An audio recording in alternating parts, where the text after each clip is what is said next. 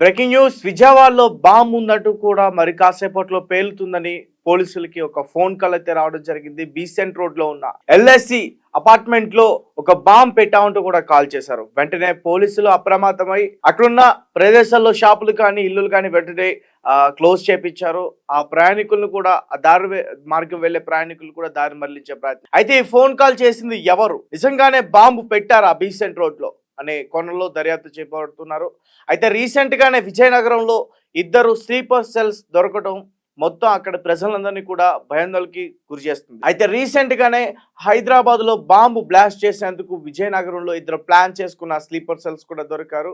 అయితే వారిని పోలీసులోకి అదుపులోకి తీసుకున్నారు. ప్రస్తుతం ఎన్ఐఏ కూడా వాళ్ళని ఇన్వెస్టిగేషన్ చేస్తున్నట్టు కూడా చెప్తున్నారు. ఇలాంటి టైంలోనే మళ్ళీ విజయవాడలో ఒక బాంబు ఉందంటూ కాల్స్ రావటం, దీనికి సంబంధించి పూర్తి విషయాలని కూడా తెలుసుకునే ప్రయత్నం చేద్దాం. ఆదిత్య లైన్ లో ఉన్నారు.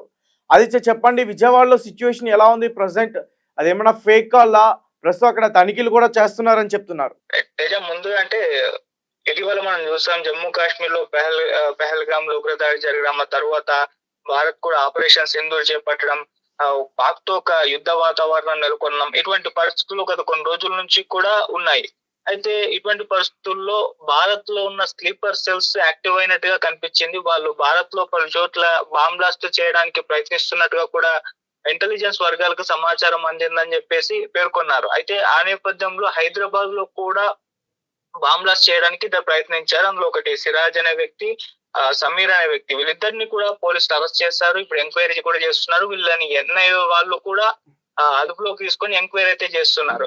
సో ఇలా స్లీపర్ సెల్స్ యాక్టివ్ అయ్యి ఏదో కుట్ర పన్ని ఏదో చేద్దామని ప్రయత్నాలు చేస్తున్నారు. ఢిల్లీలో కూడా చేసే ప్రయత్నం చేశారు, అక్కడ కూడా అరెస్ట్ చేసినట్టుగా తెలుస్తుంది. ఇలా దేశవ్యాప్తంగా కూడా ఉన్న స్లీపర్ సెల్స్ యాక్టివ్ అయ్యి ఏదో బాంబ్ బ్లాస్ట్ లకు అయితే పెద్ద ప్లాన్ వేస్తున్నట్టుగా అయితే సమాచారం ఉంది. ఈ నేపథ్యంలోనే ఇప్పుడు ఆంధ్రప్రదేశ్ లోని విజయవాడలో కూడా బాంబు కలకలం అయితే ఒక హాట్ టాపిక్ గా మారిపోయింది. అంటే స్థానిక బీసెంట్ రోడ్ లోని ఎల్ఐసి భవనంలో బాంబు పెట్టామని చెప్పేసి కొంతమంది గుర్తు తెలియని వ్యక్తి కంట్రోల్ రూమ్ కి అయితే ఫోన్ చేయడం ద్వారా ఒక్కసారిగా ప్రజల్లో ఒక భయాందోళన అయితే కలిగించింది. అంటే దీనిపై వెంటనే స్పందించిన పోలీసులు వాళ్ళు అప్రమత్తం అయిపోయారు.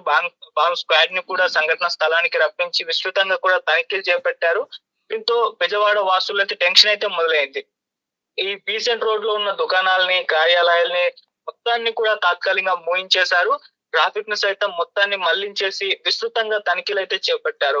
అలానే పోలీసులకు ఫోన్ చేసిన వ్యక్తిని సైతం ఎవరా ఇతను చేసింది, మరి ఫేక్ కాలా లేకుండా నిజంగా టెర్రరిస్ట్ ఎటువంటి ప్లాన్ చేసి ముందుగానే ఇన్ఫార్మ్ చేసి ఒక భయపెట్టే ప్రయత్నం ఏమైనా చేస్తున్నారని చెప్పేసి ఆ రకంగా వాళ్ళని ట్రేస్ చేసే ఇందుకు ఒక ప్రత్యేక బృందాన్ని కూడా ఏర్పాటు చేశారన్నట్టు ఒక సమాచారం అయితే అందింది.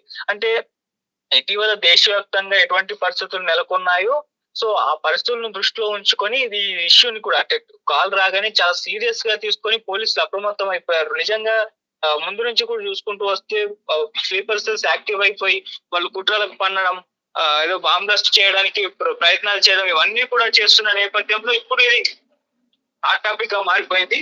సో ప్రజెంట్ అయితే పరిస్థితులు మన కంట్రోల్ లోనే ఉన్నాయని చెప్తున్నారు. ఎవరు ఈ ఫోన్ చేసిన వ్యక్తి, మరి ఫేక్ కాల్ నిజంగా టెర్రరిస్ట్ ఇటువంటి ప్లాన్ చేసి చేస్తారా అని చెప్పేసి ఎంక్వైరీ కూడా నడుస్తుంది. తొందరలో వీళ్ళని పట్టుకునే అవకాశం అయితే ఉంది. Right Aditya, thank you. So Pahalgam attack జరిగిన తర్వాత భారత్ లో విస్తరించిన స్లీపర్ సెల్స్ యాక్టివ్ అయ్యారు. బాంబ్ బ్లాస్ట్లు చేసేందుకు కూడా వాళ్ళు ప్రయత్నిస్తున్నారు. రీసెంట్ గా విజయవాడలో బాంబు ఉన్నట్టు కూడా బెదిరింపు కాల్ చేయడానికి పాల్పడ్డారు. ఇక్కడ వెంటనే పోలీసులు అప్రమత్తమై ఎక్కడైతే వాళ్ళు ప్రదేశంలో బాంబు పెట్టా ఉన్నారో అక్కడికి వెళ్ళి మొత్తం కూడా చెక్ చేసే తనిఖీలు చేసే ప్రయత్నం అయితే చేస్తున్నారు.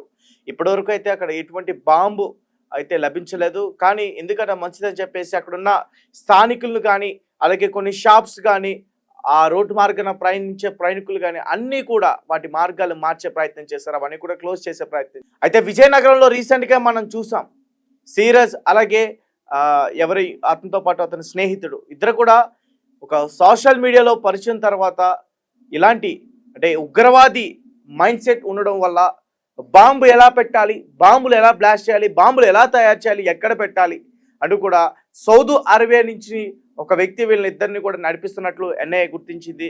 తర్వాత వారిద్దరిని అదుపులోకి తీసుకుంది. అలాగే సీరజ్ ఇంట్లో, హైదరాబాద్లో ఉంటున్న సీరజ్ ఇంట్లో కూడా కొంతమేరకు బాంబు తయారీకి సంబంధించిన సల్ఫర్ కానీ ఇతర పౌడర్ అవన్నీ కూడా లభించాయి. దాని తర్వాత అతన్ని అరెస్ట్ చేశారు. అయితే ప్రస్తుతం మరి హైదరాబాద్ లో సిచ్యువేషన్ బాగానే ఉంది, మరి విజయవాడలో బాంబు ఉందంటూ మాత్రం ఒక బెదిరింపు కాల్ అయితే రావడం జరిగింది. అక్కడ స్థానికులు అయితే భయపడుతున్నారు. బాంబు బ్లాస్ట్ అనేది ఇప్పటివరకు కూడా ఇటువంటిది అయితే అంత ప్రమాదం అయితే జరగలేదు. సో అంటే పాకిస్తాన్ దాడి తర్వాత మరి ఇటువంటి కాల్ రావటం నిజానికి అక్కడ ప్రజల్ని భయాందోళనకి గురి చేసే అవకాశం అయితే ఉంది. మరి పోలీసులు ఆ వ్యక్తిని గుర్తించి పట్టుకునేందుకు ప్రయత్నిస్తారు. ఇప్పటికే కొన్ని టీములుగా కొన్ని బృందాలుగా విడిపోయి అతన్ని పట్టుకునేందుకు ప్రయత్నిస్తారంటూ కూడా చెప్తున్నారు. సో దీనిపైన సీఎం చంద్రబాబు నాయుడు గారు, పవన్ కళ్యాణ్ గారు మరి స్పందిస్తారా లేదన్నది మాత్రం